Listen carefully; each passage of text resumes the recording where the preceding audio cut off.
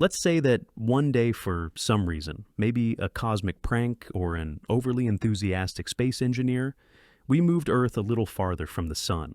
Not a lot at first. Just, say, 1 million kilometers farther. That's not so bad, right? The sun is 150 million kilometers away already. What's one more? Well, Earth is kind of picky about its distance. 1 million kilometers farther means we get slightly less sunlight.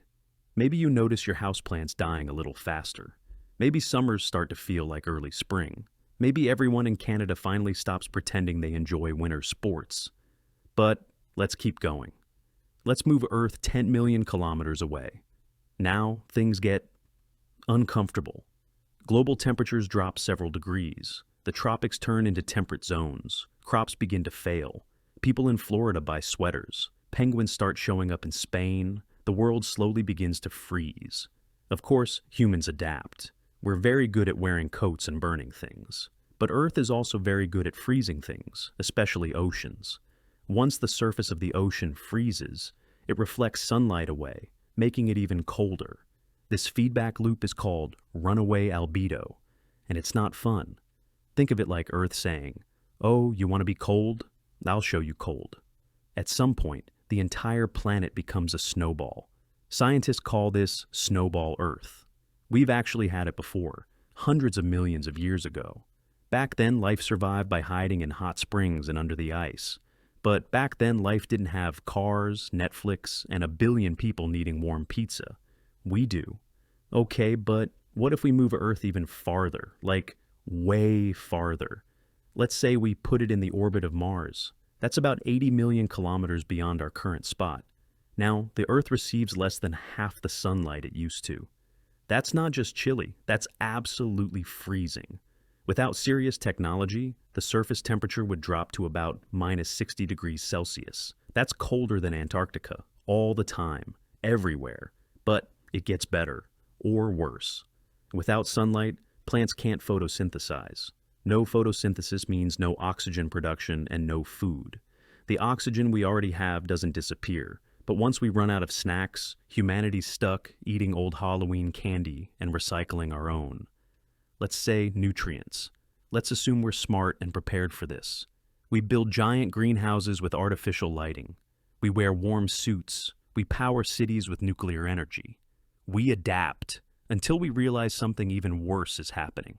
The oceans, slowly but surely, begin to freeze solid, not just the top layer, the whole thing. As they freeze, they expand, cracking coastlines and crushing seafloor habitats. Marine life dies off. The water cycle collapses. No more rain, no more rivers. Just frozen ocean deserts and snow that never melts. Meanwhile, the Earth's rotation starts to change slightly. As the planet gets colder, atmospheric pressure drops.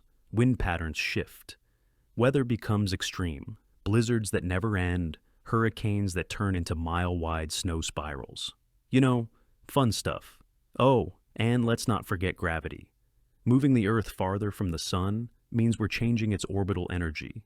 We'd need a ridiculous amount of force to make that happen. Like all the energy the human race has ever generated, times 1 trillion.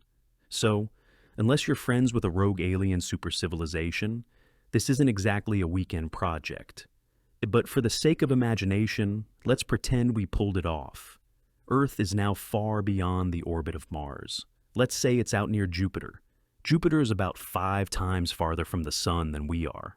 At that distance, the sun looks like a bright star. Days are dark, shadows are long, solar panels are useless. Everything is run by nuclear power or desperation. It's so cold that even carbon dioxide, the stuff you exhale, freezes out of the air.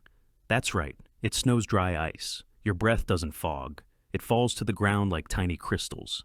You could build snowmen made of CO2. They wouldn't be cheerful. Let's go one step further. We move Earth all the way to Pluto's orbit. Now, we've gone too far. At this distance, Earth is so cold that the atmosphere itself starts to freeze and collapse. The sky stops being blue. It's gone, replaced by a thin haze of frozen gases. The surface of the Earth becomes airless, soundless, and totally still. Temperatures reach minus 240 degrees Celsius. Not even bacteria survive. Everything freezes. Everything dies. Welcome to Hoth, without the cool alien wildlife. Of course, this only happens if we move Earth quickly.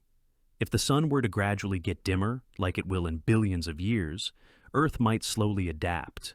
But moving the planet, that's a shock to the system. So, what have we learned?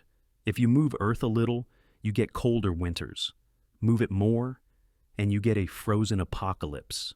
Move it a lot, and you get a lifeless ice rock drifting through space like a forgotten snowball.